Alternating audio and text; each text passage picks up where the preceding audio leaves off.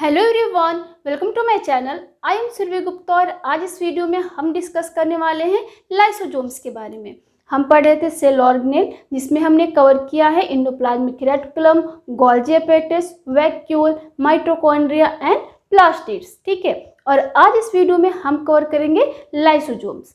Lysosomes जो होते हैं एक तरह के सेल ऑर्गेनेल होते हैं, जैसे कि हमने बाकी सारे सेल ऑर्गेनेल को पढ़ा, और ये भी मेम्ब्रेन बाउंडेड यानी कि इसके ऊपर एक मेम्ब्रेन होता है। तो आओ देखते हैं क्या क्या चीज़ें होती हैं लाइसोसोम्स में और इनके फंक्शन क्या होते हैं सेल में।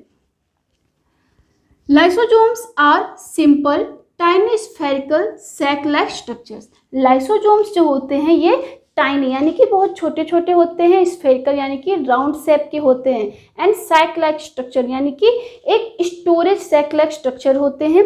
जैसे कि हम यहाँ एक एनिमल सेल बना करके देख लेंगे। इसमें एनिमल सेल में क्या क्या होता है, उसमें होता है एक न्यूक्लियस, ठीक है, and endoplasmic reticulum, Golgi apparatus, mitochondria, microfilaments, microtubules, ठीक है, राइबोसोम्स, एंड इसमें आपको इस तरह से राउंड स्ट्रक्चर्स भी दिखाई देते होंगे। ठीक है, आपने कभी एनिमल सेल या प्लांट सेल ड्रॉ किया होगा तो आपको इस तरह के राउंड स्ट्रक्चर्स दिखाई देते होंगे सेल के अंदर। तो ये राउंड स्ट्रक्चर जो होते हैं ये होते हैं लाइसोसोम्स।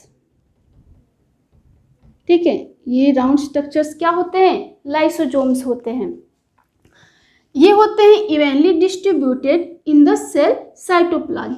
सेल के साइटोप्लाज्म में ये इवनली डिस्ट्रीब्यूटेड यानी कि बिखरे हुए होते हैं। जैसे कि आपको सेल में दिख रहा है, ये इसका कोई एक प्लेस नहीं है कि नियर द न्यूक्लियस हो या फिर माइटोकॉन्ड्रिया या गोल्गी एपेटाइटिस के पास हो। ये क्या होगा, कहीं पे भी बिखरा हुआ आपको सेल में मिल जाएगा, इवनली डिस्ट्रीब्यूटेड होते हैं।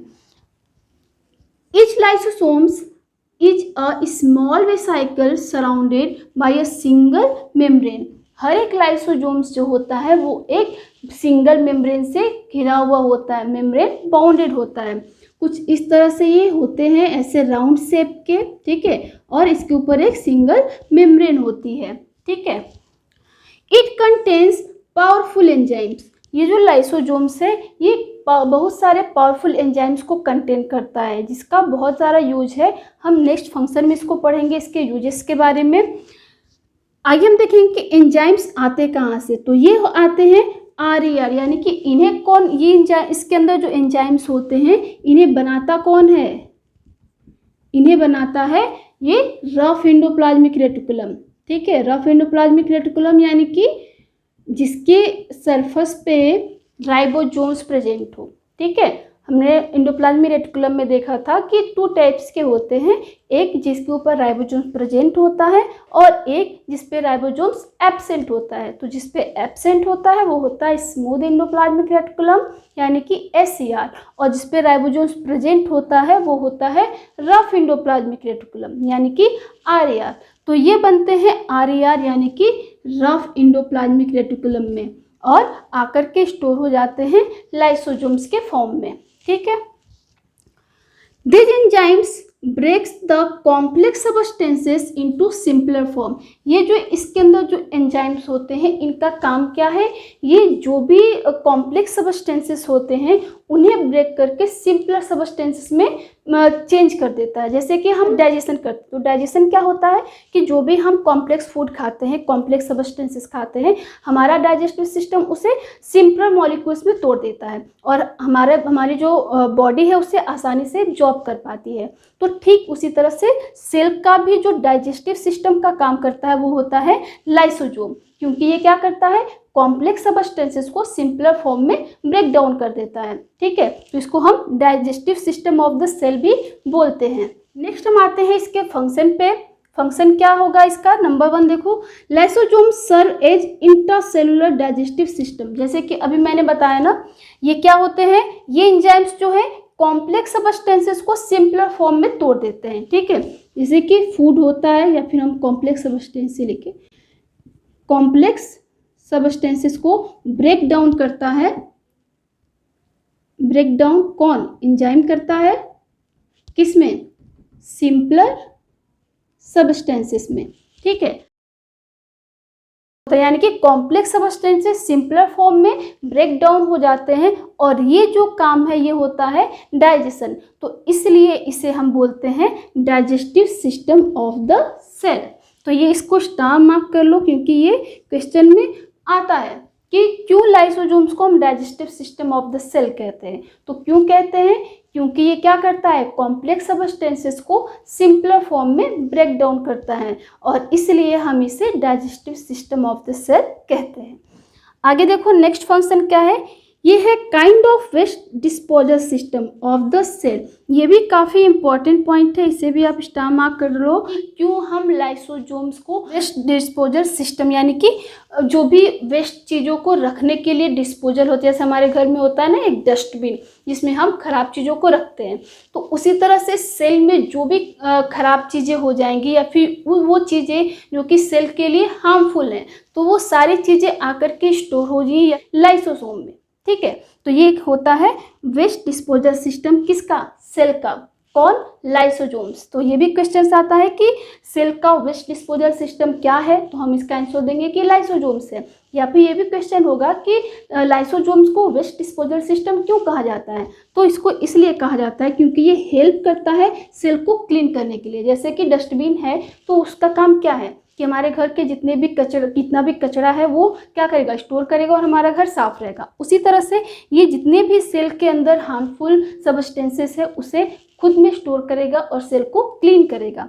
तो ये सेल को क्लीन करता है कैसे, बाय फॉरेन मटेरियल्स, ठीक है। जितने भी फॉरेन मटेरियल्स हैं यानी फिर हम बोल सकते हैं हार्मफुल मटेरियल्स है, उससे सेल को क्लीन करने का काम करता है। और ये फॉरेन मटेरियल्स क्या क्या, जैसे कि कोई बैक्टीरिया हो गया, कोई वायरस हो सकता है ना, या फिर कोई वेस्ट फूड हो गया जिसको सेल की ज़रूरत नहीं है, तो कुछ फूड्स हो गए, फूड के पार्टिकल्स हो गए, या फिर सेल के अंदर कोई ऐसा पार्ट जो कि डैमेज हो चुका है ना, हम इसे बोल सकते हैं डैमेज्ड सेल पार्ट्स, ठीक है। सेल के वे पार्ट्स जो कि हार्मफुल हो या फिर हम बोल सकते हैं डैमेज्ड है, उन्हें भी ये क्लीन करने का काम करता है। नेक्स्ट क्या है, इसे हम suicide bags of the cell, ठीक है। Lysosomes are also known as suicide bags of the cell, ठीक है। ये भी काफ़ी इंपॉर्टेंट पॉइंट है, इसके सारे फंक्शंस काफ़ी इंपॉर्टेंट है। इस पे भी क्वेश्चंस आते हैं कि लाइसोसोम्स को suicide bag of the cell क्यों कहा जाता है। तो क्योंकि ये क्या होता है, कुछ एंजाइम्स, क्योंकि यहाँ पे हमने पढ़ा कि ये कुछ पावरफुल एंजाइम्स कंटेन करता है जो कि एबिलिटी रखता है कई सारी चीज़ों को, कॉम्प्लेक्स सब्सटेंसेस को ब्रेक डाउन करने के लिए। तो अगर ये लाइसोसोम्स जो है अगर वो ब्रस्ट हो जाता है, ठीक है, किसी कंडीशन में अगर वो ब्रस्ट हो जाए तो वो क्या होगा, उसके अंदर जो एंजाइम्स है वो पूरे सेल में फैल जाएंगे और वो एंजाइम्स क्या करेंगे, सेल के जितने भी सेल ऑर्गेनेल हैं, जो भी चीज़ें हैं सेल के अंदर, उसको ईटेन अप करने लगेगा, यानी कि खुद ही उसको ब्रेक डाउन करने लगेगा, उसका डाइजेशन करने लगेगा। और सेल ऑर्गेनेल्स अगर सेल के डैमेज हो गए, ख़त्म हो गए, तो सेल बचेगा ही नहीं, तो ये सेल को खुद ही क्या करेगा, मार देता है। इसलिए इसे हम suicide bag of the cell कहते हैं। देखो यहाँ पे व्हेन सेल गेट डैमेज, जब सेल क्या हो जाए, डैमेज हो जाता है, तो लाइसोसोम्स में ब्रस्ट, ये क्या हो जाएंगे, ब्रस्ट हो जाते हैं। एंड जो एंजाइम्स है इसके जो कि डाइजेशन का काम करते हैं, वो डाइजेस्ट कर लेगा उसके अपने ही सेल को। आज के वीडियो में हमने क्या क्या पढ़ा कि लाइसोसोम्स एक मेम्ब्रेन बाउंड ऑर्गेनेल होता है, ठीक है, जो कि एक सिंगल मेम्ब्रेन से घिरा होता है, सराउंडेड होता है, और ये कंटेन करता है कुछ पावरफुल एंजाइम्स, ठीक है। और ये पावरफुल एंजाइम्स कहाँ से आते हैं, ये आते हैं RER यानी कि रफ एंडोप्लाज्मिक रेटिकुलम से। इन एंजाइम्स का काम क्या होता है, ये enzymes digestive system of the cell का काम करते हैं, जो कि सेल के अंदर जो भी हार्मफुल चीज़ें उन्हें डाइजेस्ट करने का काम यानी कि ब्रेक डाउन करने का काम करता है। आगे हमने क्या देखा कि इसे हम वेस्ट डिस्पोजल सिस्टम बोलते हैं, क्यों, क्योंकि ये सेल को क्लीन करने का काम करता है। जो भी फॉरेन मटेरियल्स होते हैं जैसे कि बैक्टीरिया, वायरसेस और फूड्स या फिर डैमेज सेल पार्ट्स, उनको क्लीन कर देता है, सेल से हटा देता है। फंक्शन में हमने क्या क्या पढ़ा, सॉरी ये फंक्शन ही था। फंक्शन में हमने पढ़ा कि ये एक इंट्रासेलुलर डाइजेस्टिव सिस्टम का काम करता है। क्यों, हमने ये समझ लिया कि क्यों ऐसा करता है, क्योंकि ये कॉम्प्लेक्स सब्सटेंसेस को सिंपलर सब्सटेंसेस में तोड़ता है। नेक्स्ट हमने पढ़ा कि ये वेस्ट डिस्पोजल सिस्टम का काम करता है, यानी कि सेल को क्लीन करने का काम करता है।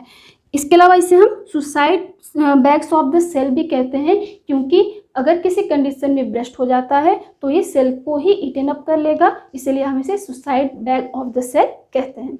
तो आई होप आपको सारी चीज़ें क्लियरली समझ में आ गई होंगी। अगर आपको इस टॉपिक से रिलेटेड कोई भी क्वेरी हो, कोई भी क्वेश्चन हो, तो आप कमेंट सेक्शन में ज़रूर पूछिए, और ये वीडियो आपको कैसा लगा ये भी ज़रूर से बताइए। Keep studying. Thank you.